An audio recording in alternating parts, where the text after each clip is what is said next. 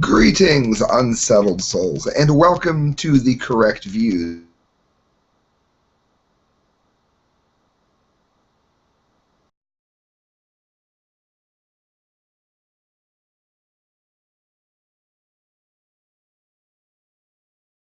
Watching someone set off fireworks, not that I, of course, would ever set off any fireworks or anything like that. Never perished the thought would never cross my mind. Google's telling me what it always tells me, that it's got a poor connection, so we're going to go with it anyway. I saw this and I felt like it simply needed to be addressed. I actually came across it yesterday while I was at work, and it speaks for itself, friends. I was working on a 4th of July message, and this speaks for itself. Paul Craig Roberts, Prison Planets, posted it July 3rd, 2014. Did you know that 85 to 90% of war's casualties are non-combatant civilians? That's regular non-soldiers for you Usher fans. That is the conclusion reached by a 9-person research team in the June 2014 issue of the American Journal of Public Health. The deaths of soldiers who are fighting the war are a small part of the human and economic cost. Clearly, wars do not respect the lives of civilians. The notion that soldiers are dying for us is false. Non-combatants are the main victims of war. It says keep that in mind for the 4th of July. Well, I want to make sure we put a pause there and we're clear. We're not saying that the soldiers are bad. We're saying that the interventions that our country is sending these soldiers to is bad. July 4th.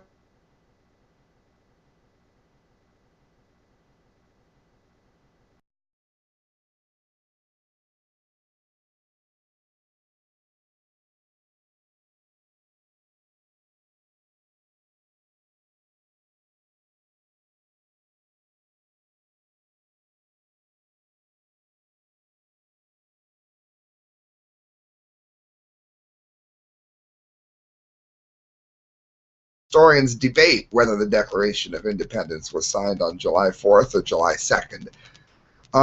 In this, citizens of Great Britain were not allowed to vote. Therefore, according to Washington's position on the votes in Crimea, in the eastern Ukraine, the former Russian territories of Donetsk and Luhansk, America's Declaration of Independence was illegitimate and illegal. What he's saying there is what they just did in the Ukraine is exactly what America did to England.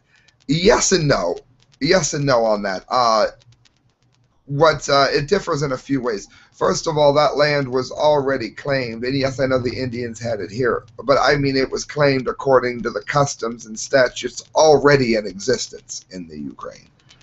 Second of all, the Ukraine, while I am in favor of leaving them to do whatever it is they want, I don't understand why Ukrainians can't be Ukrainians. I don't understand why they have to be part of the EU, which is bankrupt, or part of Russia, which is morally bankrupt.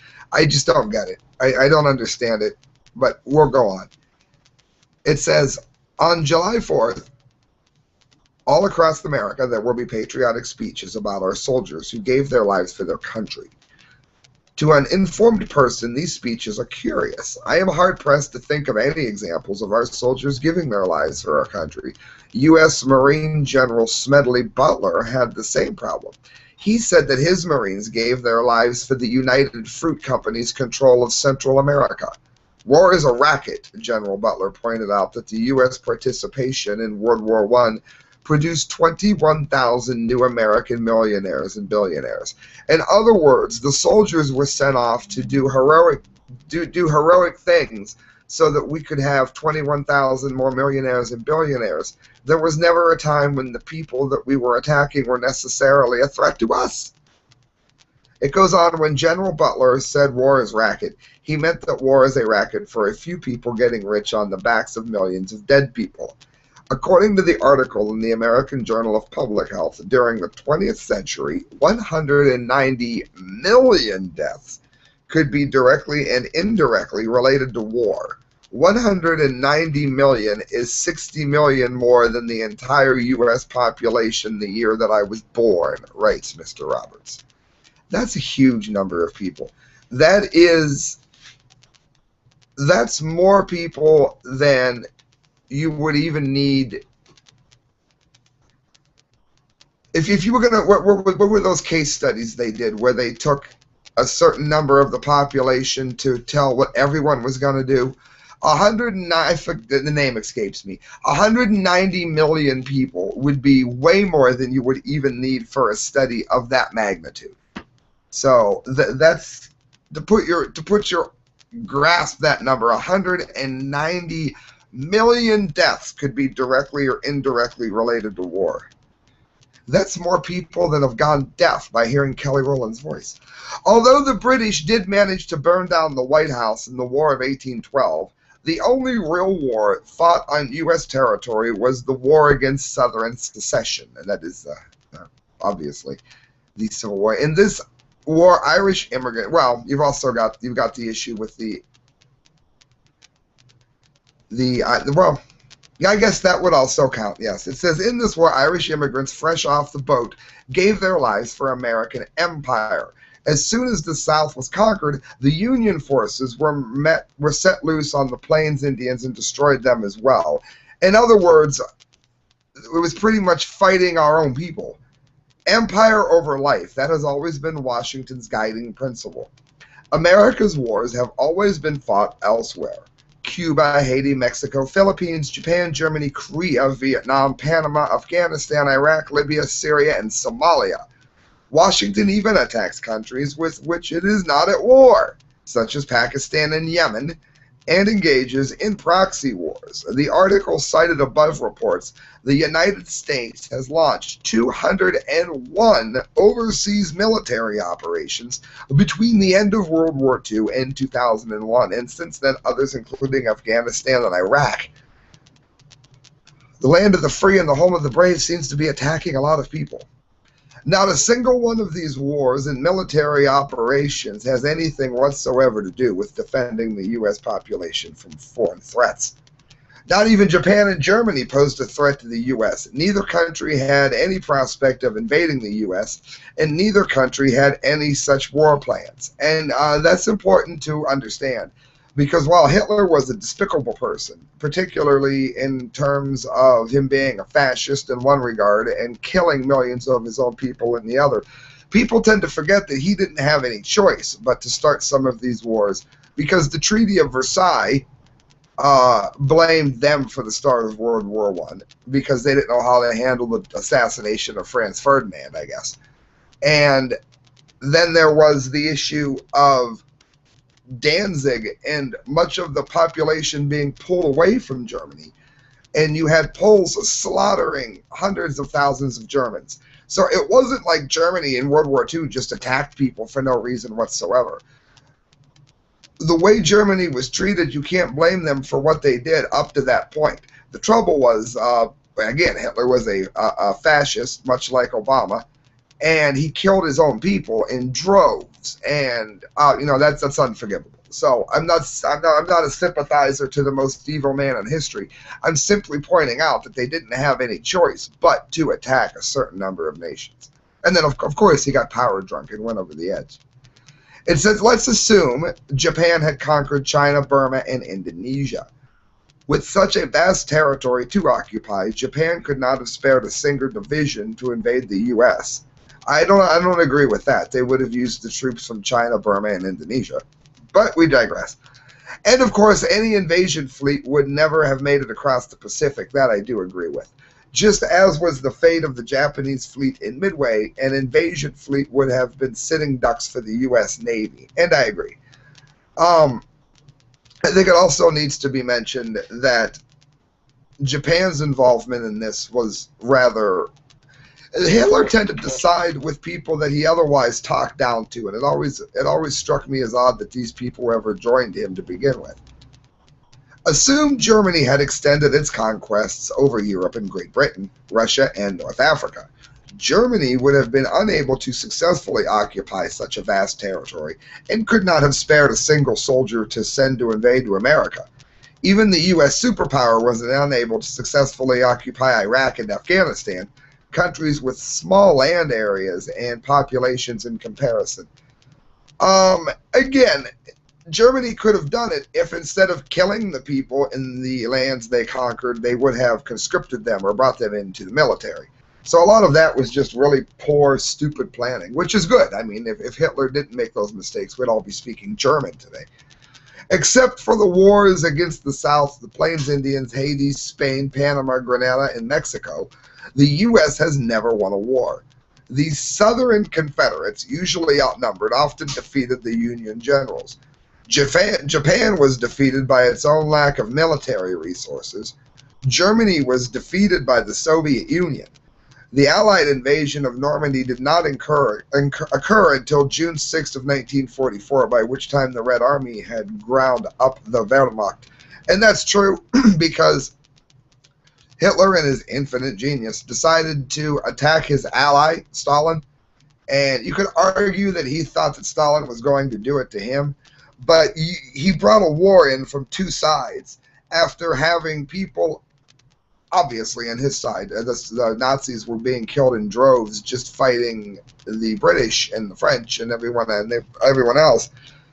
And like I mentioned earlier, instead of bringing people into his army when he conquered them, he slaughtered them. So he had an ever-dwindling number of troops, and then he invaded Russia to bring harm upon himself from two fronts. And again, good, because we don't want him to win. We're simply studying history here as we do this.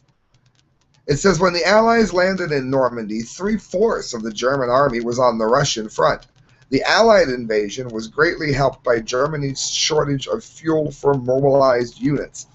If Hitler had not allowed hubris to lead him into invading the Soviet Union and freezing to death, and instead just sat on his European conquests, no Allied invasion would have been possible. Today, Germany would rule over all of Europe, including the UK. The U.S. would have no European empire in which to threaten Russia, China, and the Middle East. And you could argue that that would be horrible. But if Hitler had won, and if he hadn't been a psychopath, there would have been fascist leadership in Europe today. And look at the European Union. There's fascist leadership in Europe today. What you have is a nonviolent, non-psychopathic Hitler running Europe the same way it would have been if Hitler hadn't been a nutcase and had won the war. That is terrible news, people. That's one of the main reasons I'm doing this on the 4th of July before I stuff my ever-widening face. In Korea in the 1950s, General Douglas MacArthur, victorious over Japan, was fought to a standstill by Third World China. In Vietnam, American technological superiority was defeated by a Third World army. The U.S. rolled up mighty Grenada in the 1980s, but lost its proxy war against the Sandinistas in Nicaragua. Is there anyone so foolish, it goes on, as to think that Grenada and Sandinistas were a threat to the United States, that North Korea or North Vietnam comprised threats to the U.S.? Again, that was to break up the communist stronghold that was in Russia at the time, but still the argument is no. But I think the article does overlook that. A lot of getting involved in North Korea and North Vietnam was to stop the spread of communism, which would have been a noble cause looking back if our country hasn't leaned in such a fascist communist direction. And while the communists were blamed by Hitler, he took a lot of communist ideas into his version of fascism, much the same way that Kim Jong-un does now. The conflicts produced voluminous dire predictions and strategic debates. The communist threat replaced the Hitler threat. The American people were at risk from third world people, and dominoes would fall everywhere. He is right there. They replaced the Hitler threat with the threat of communism. Currently, Washington is at work overturning President Reagan's accomplishment of ending the Cold War. Washington orchestrated a coup that overthrew the elected government in the Ukraine and installed a stooge government. Washington stooges began issuing threats against Russia and Russian-speaking population in the Ukraine, which is what I just said at the beginning with the Germans and Poland led to the start of World War II. And by saying it could possibly be the start of World War III, yeah. Like I said last week, the only thing anybody remembers about Franz Ferdinand is that he died. You have to look him up for anything else. Why? Because it was an excuse to get involved in a larger war. Well, those larger wars have nuclear weapons today. These threats resulted, it says, in those parts of Ukraine that were formerly part of Russia declaring their independence. Washington blames Russia, not itself, and is stirring the pot, demonizing Russia and creating the Cold War with military deployments in the Baltics and Eastern Europe. I'm not going to go over every paragraph of this, but it mentions that now Al-Qaeda is the new Hitler. There's always a new Hitler. There's always some person that if you don't go after, it's immediately going to be the death and end of civilization as you know it. And I wanted to go over that on the 4th of July to point out that we are supposed to be fighting threats domestic and foreign.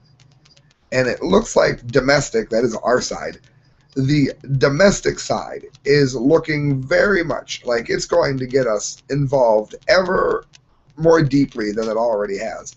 201 invasions we've done since the end of World War II. And how many of them have been in the last 20 years, I would venture to say, would be staggering. Probably a much higher percentage of those numbers than you would think. Friends, you're listening to The Correct Views. Go eat cheeseburgers, cook hot dogs, set off fireworks. I'm going to do all that. But do remember what it is that we're doing and why, my friends. Good night. God bless.